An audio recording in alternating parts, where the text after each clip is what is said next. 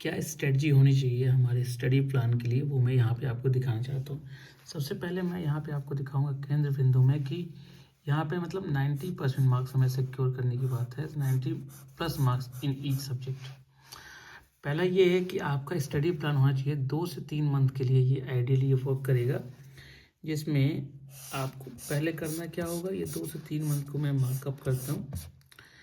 Daily time split जो है वो 6 से 7 घंटे का है, ठीक है। तो उसमें क्या करना है, जो थियरी पार्ट है उस पर आपको, जो भी सब्जेक्ट आप पढ़ रहे हो उसके थियरी पार्ट्स पे आपको देने हैं कम से कम 2.5 घंटे।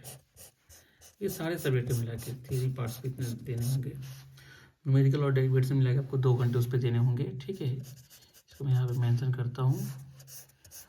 और उसके बाद से आपका आंसर राइटिंग प्रैक्टिस के लिए आपको 1.5 आवर देने होंगे, ठीक है। और 1 घंटे आप रिवीजन, एक क्या इसको आधे घंटे मान लो, तो रिवीजन का देना होगा। और वही नहीं, अगर आप इस चीज़ को सिर्फ 4 से 5 फोकस घंटे भी कर लो डेली बेसिस पे, तो ये आपके लिए बहुत, लेकिन हाँ वो बहुत ज़्यादा, लेकिन कंसिस्टेंट रहना होगा, ये जरूरी है। It's enough if consistent.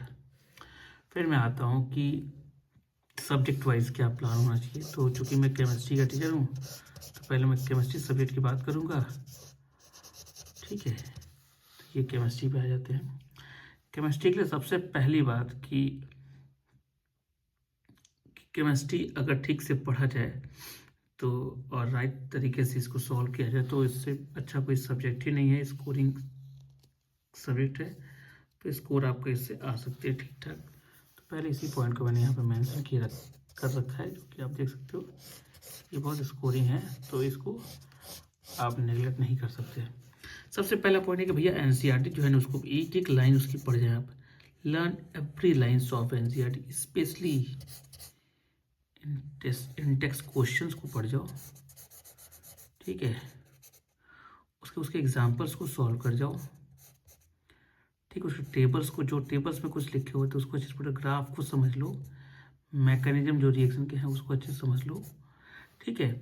Organic chemistry की फिर हम आते हैं, इस मतलब उसके branching of chemistry. Organic chemistry के लिए सारे नेम रिएक्शन को पढ़ जाए और उसका मैकेनिज्म को समझ ले अच्छे से, ठीक है। फिर कुछ कन्वर्जन को प्रैक्टिस कर, जैसे मान लो आपके पास एल्कोहल है और बोल दे कि इसको कार्बोक्सिलिक एसिड में कन्वर्ट करें, तो how to convert aldehyde to carboxylic acid, alcohol to carboxylic acid, conversion को बहुत सारे पढ़ लें, ठीक है। और उसके बेसिस पे कुछ क्वेश्चन को आप सॉल्व कर लें। और रिएक्शन का एक चार्ट बनाए, मतलब रिएक्शन का एक चार्ट बनाए जिसमें एक चैप्टर का 1 पेज का चार्ट हो। अब फिजिकल केमिस्ट्री पे आ जाते हैं, ये बहुत ही इंपॉर्टेंट है फिजिकल केमिस्ट्री। देखो, कहते हैं कि फिजिकल केमिस्ट्री सिर्फ मैथ वालों को अच्छा आती है, ऐसा कुछ नहीं है। आप न्यूमेरिकल क्वेश्चन पे सबसे ज़्यादा एनसीईआरटी के सारे न्यूमेरिकल क्वेश्चन को सॉल्व कर जाओ बच्चा। उसके बाद मेमोराइज, जो भी फार्मूले हैं, उसके यूनिट है, उसके ग्राफ है, इसको अच्छे से मेमोराइज कर लो, तो आपका फिजिकल केमिस्ट्री अच्छे से होगी। तो मैंने ऑर्गेनिक और फिजिकल की मैंने बात कर ली, 2 टर्म्स की। अब आते हैं इनऑर्गेनिक पे। बच्चा इनऑर्गेनिक के लिए क्या करना होगा कि सबसे पहले इनऑर्गेनिक को डील करना है, तो भैया मेमोराइज करने के लिए निमोनिक्स का यूज़ करें, क्योंकि वो उसमें बहुत कुछ भूल जाता है। जैसे मान लो आपको डी ब्लॉक एलिमेंट को याद करना है, तो ट्रिक है कि सचिन तेंदुलकर बैरी किटन मैन फिकोनी क्यों जाने, ठीक है। ये जरूरी नहीं मुद्दत तेरी रुलाती रहे, पहले कोई दोस्त तो बने, ऐसे करके बहुत सारे एलिमेंट्स को याद कर, निमोनिक्स को याद करो, चीज़ों को सीखो, याद करो, समझो, लर्न करो। कोई कंपाउंड के कलर क्यों हैं, कलर किसका क्या है, उसकी मैग्नेटिक प्रॉपर्टी कैसे निकालेंगे, उसका नेचर कैसे क्या होगा। एक्सेप्शंस को अच्छे से पढ़ जाओ, क्योंकि इनऑर्गेनिक बहुत के एक्सेप्शंस आते हैं।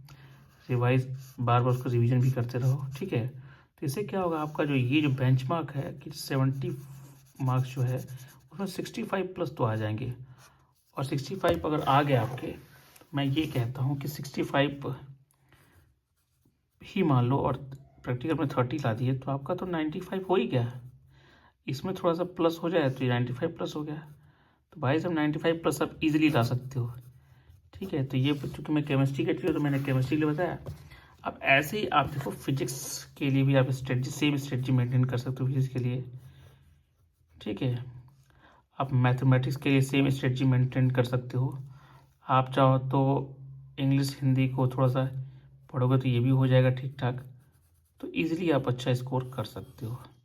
इतना ही आज मुझे बताना था। Thank you for watching.